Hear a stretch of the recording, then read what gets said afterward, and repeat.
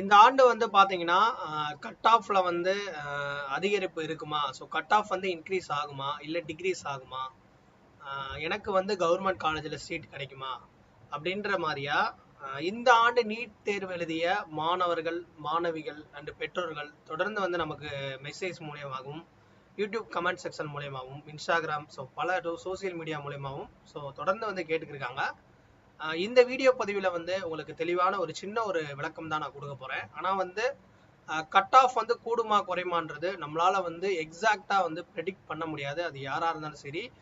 நமக்கு வந்து அப்ளிகேஷன் தமிழ்நாட்டில் வந்து விண்ணப்ப பதிவு ஸ்டார்ட் பண்ணி அதற்கான தரவரிசை பட்டியல், அதாவது ரேங்கிங் லிஸ்ட்டை வந்து வெளிவிட்டது பிறகுதான் வந்து ஒவ்வொரு கேட்டகரி வைஸ், அதாவது வந்து ஒவ்வொரு ஜாதி வாரியா வந்து எவ்வளவு பேர் இருக்காங்கன்றத நமக்கு தெரிஞ்சுக்கிட்டா மட்டும்தான் வந்து நம்மளால வந்து ஒரு ஓகே இவ்வளவு மதிப்பெண் இத்தனை பேர் இருக்காங்க அப்படின்ற ஒரு தெளிவு கிடைக்கும். அப்புறம் நம்மளால வந்து கட் ஆஃப்ன்றதே நம்மளால வந்து கண்டிப்பா தெரிஞ்சுக்கிற முடியும். ஸோ இந்த வீடியோல வந்து ஒரு ஐடியா வந்து உங்களுக்கு நான் சொல்றேன், ஒரு ஹோப். ஸோ இந்த வீடியோன்றது ஒரு ஹோப் கொடுக்கறதுக்கு தான். பட் வந்து இந்த வீடியோ பார்த்துட்டு உங்களுக்கு சின்ன ஒரு நம்பிக்கை கொடுக்கக்கூடிய வீடியோ தான் இந்த வீடியோ பதிவு. ஸோ இந்த வீடியோவை ஷேர் பண்ணுங்க, உங்களால முடிஞ்ச வரையும் சப்போர்ட் பண்ணி நம்ம சேனலுக்கு சப்ஸ்கிரைப் பண்ணி வச்சுக்கோங்க. லாஸ்ட் இயர் கம்பேர் பண்ணி நம்ம பார்க்கும்போது லாஸ்ட் இயர் இப்போ நம்ம ஃபர்ஸ்ட் வந்து சீட் மேட்ரிக்ஸ்ன்றது நம்ம எல்லாருமே தெரிஞ்சுக்கிறணும்.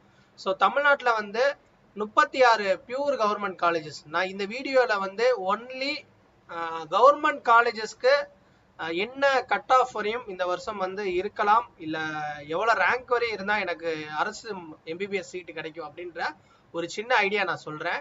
அதாவது 36 கவர்மெண்ட் காலேஜஸ் வந்து தமிழ்நாட்டில் இருக்கு. ஒரு செமி கவர்மெண்ட் இஎஸ்ஐ சென்னை 37 மொத்தம். ஸோ இதுல கவர்மெண்ட் மட்டும் நம்ம எடுத்துக்கிட்டோம்னா, நான் வந்து இந்த வீடியோல காமிச்சிருக்கிறது 92.5 ஜென்ரலா இருக்கக்கூடிய மாணவர்களுக்கு மட்டும் மொத்த சீட்டுன்னு எடுத்துக்கிட்டீங்கன்னா, லாஸ்ட் இயர்ல நமக்கு 3854 கவர்மெண்ட் சீட்டு. அதுல வந்து ஐஆர்டி வந்து நீங்க ஐஆர்டின்றது ஒரு 30 ஸ்பெஷல் ரிசர்வேஷன். ஸோ அந்த 30 கூட நீங்க டிடக்ட் பண்ணிக்கோங்க, ஓகேவா? ஸோ அது போக வந்து 90 சீட் வந்து இஎஸ்ஐ செமி கவர்மெண்ட், 3944 சீட்டு வந்து கவர்மெண்ட் சீட்டு, ஓகேவா? இதுல வந்து ஒரு 30 போச்சுன்னா கூட ஒரு 3914 சீட்ஸ் கிட்ட, அதாவது 3900 சீட்ஸ்னு வச்சுக்கோங்க.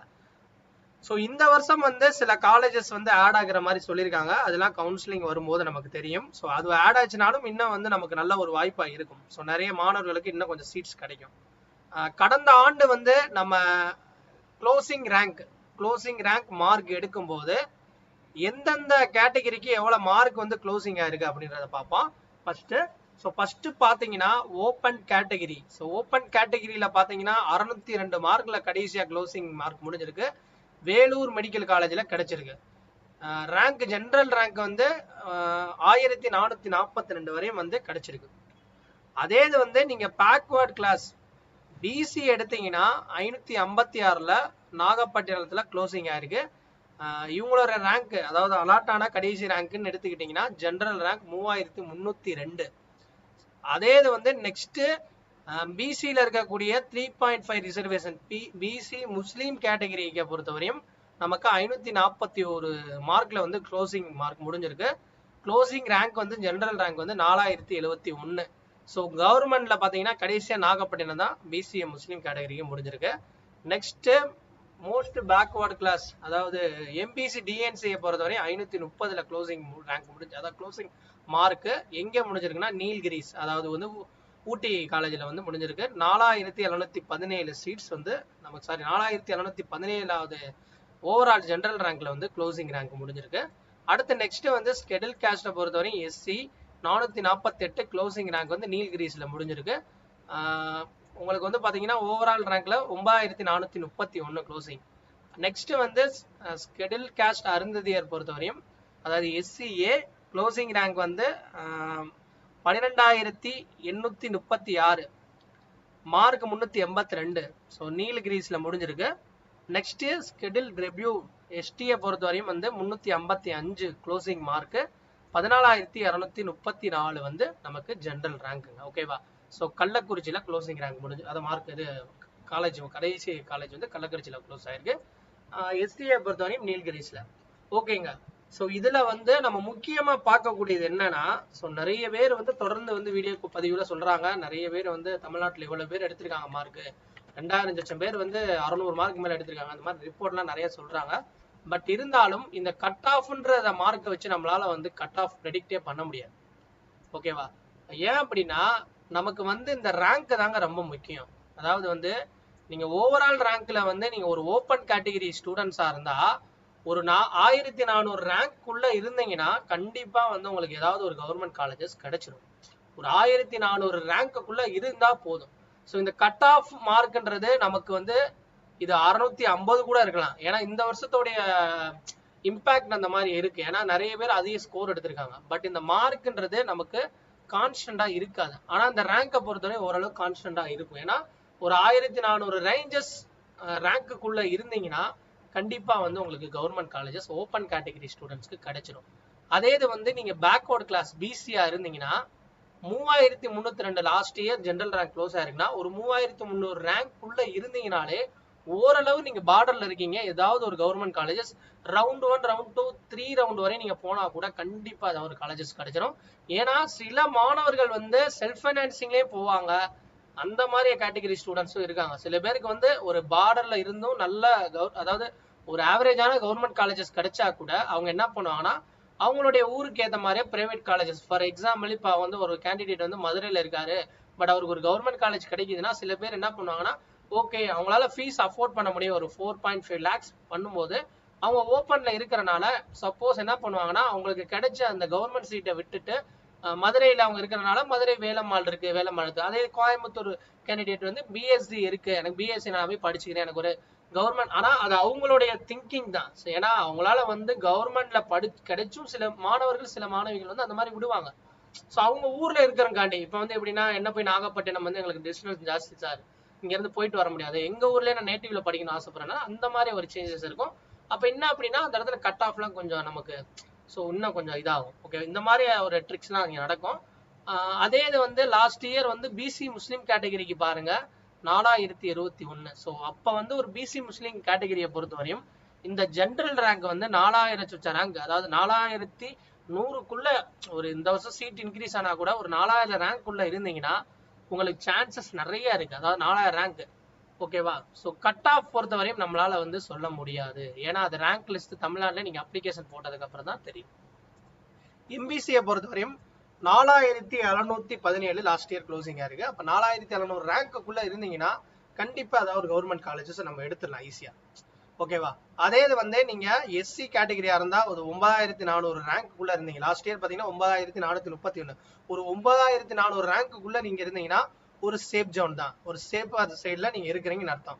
ஸோ எஸ்சிஏ பொறுத்தவரையும் வந்து 12836, அப்போ ஒரு 12800 ரேங்க்குள்ள நீங்க இருந்தாலே போதுமானது.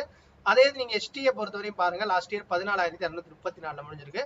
ஸோ எஸ்டியை பொறுத்தவரையும் ஒரு 14000 ரேங்க்குள்ள இருந்தாலே கண்டிப்பா சீட்ஸ்ன்றது நமக்கு கிடைக்கும். ஸோ இந்த இடத்துல வந்து நமக்கு மார்க் வந்து அப்போ வந்து வேல்யூ இல்லையான்னு கேட்டா, ஸோ மார்க்கை வச்சு நம்மளால வந்து ஒரு மெரிட் வந்து நமக்கு ப்ரிப்பேர் பண்ணாலும் பட் நமக்கு சீட் அலோகேஷன்றது ரேங்க் அடிப்படையில தான் வந்து நமக்கு அலோகேஷன் பண்ணுவாங்க.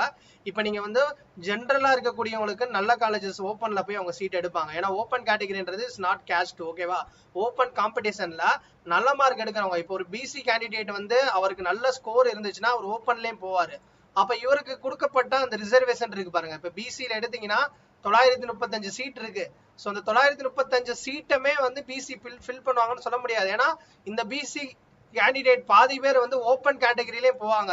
அப்ப போகும்போது நமக்கு இங்க சீட்டு வந்து கொஞ்சம் நமக்கு பேலன்ஸ் ஆகிக்கிட்டே வரும். ஸோ அப்போ ஓப்பன்ல நிறைய பேர் போயிட்டாங்கன்னா அப்ப இந்த நமக்கு வந்து இந்த இடத்துல சீட் வந்து அப்படியே இருக்கும். அப்ப இன்னும் கீழே இருக்கக்கூடிய மாணவர்கள் வந்து பிசியில கொஞ்சம் வந்து நமக்கு சீட்ஸ் வந்து அலோகேட் பண்ணுவாங்க. அது இன்னும் வந்து அவங்களுக்கு அலாட் ஆகும்.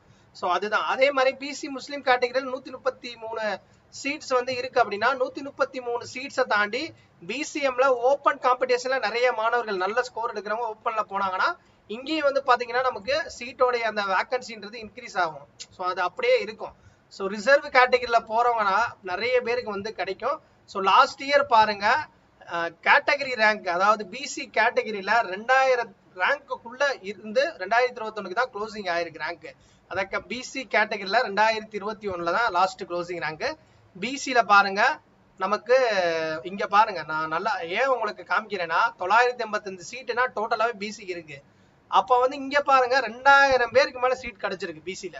அப்ப 2021 மாணவர்கள் மாணவிகள் வந்து இதுல வந்து நமக்கு சீட் கிடைச்சிருக்குன்னா 1100 பேருக்கு மேல வந்து பாத்தீங்கன்னா சீட்ஸ் கிடைச்சிருக்கு. அவங்க எல்லாருமே ஓப்பன்ல பாதி பேர் போயிருப்பாங்க. அதனாலதான் வந்து இந்த அளவுக்கு வந்து இருக்கு. அதே பாருங்க பிசி முஸ்லீம் கேட்டகரியை பொறுத்தவரையும் நமக்கு 133. ஸோ 133 இருக்கா. ஆனா இங்க பாருங்க 195 வரையும் போயிருக்கு. ஸோ அப்ப வந்து ஒரு 50 பேருக்கு மேல ஒரு 50 ஸோ ஒரு 50 ஒரு 60 பேருக்கு மேல வந்து நமக்கு வந்து ரிசர்வ் கேட்டகரியில போயிருக்காங்க. அதனால வந்து ஓப்பன்ல போனவங்கனால இங்க கொஞ்சம் ரிசர்வேஷன் கொஞ்சம் நமக்கு ஆக்குபை ஆயிருக்கு. ஸோ நெக்ஸ்ட் பாருங்க எம்பிசிக்கு 259 சீட்டு தான் கவர்மெண்ட் சீட்டுன்னு வச்சுக்கோங்க. இங்க பாருங்க க்ளோசிங் ரேங்க் வந்து 1091. அப்ப எவ்வளவு பேர் வந்து கிடைச்சிருக்குன்னு பாருங்க. அப்போ ஓப்பன்ல நிறைய பேர் போகும்போது நமக்கு சீட்டு வந்து ரிசர்வ் கேட்டகரியில பேலன்ஸ் ஆகும் சீட்டு. ஸோ 259 இருந்து கிட்டத்தட்ட ஒரு 200+ சீட்ஸ் வந்து அதிகமா வந்து எம்பிசி ரிசர்வ்ல கிடைச்சிருக்கு. அதே எஸ்சி பாருங்க 587. ஆனா இங்க போயிருக்கிறது பாருங்க 717. அப்ப 150+ சீட்டு வந்து நமக்கு போயிருக்கு. அதே மாதிரி எஸ்சியை பாருங்க இங்க 109 டோட்டல் சீட்டு.